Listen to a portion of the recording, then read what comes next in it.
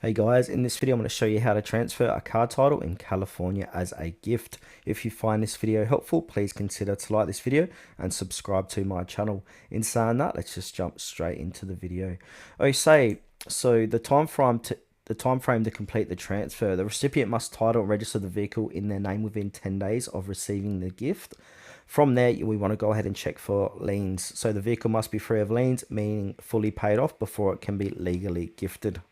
Now we will need some required documents and forms. So original certificate of title, so properly signed by the current owner, the transferor, and including the odometer reading if the vehicle is less than 10 years old. If there's no space for the odometer, use the vehicle vessel title transfer and reassignment Reg 262 form.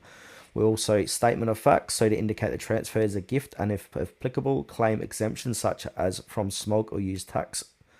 Smog certification, so required unless the vehicle is gifted to a family member or is less than 4 model years old and not diesel powered.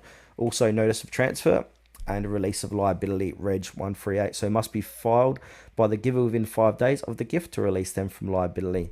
There are some fees on this, so the title transfer fee is typically around $15, the smog transfer fee usually around $8 if applicable, and gift and tax exemption, so transfers among immediate family members can often waive smog and use taxes if properly documented.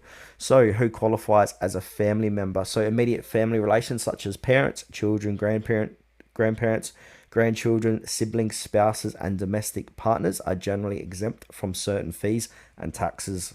And now let's go ahead and talk about the submission process. So submit the above forms and payments to your local DMV, either in person or potentially online, depending on your eligibility.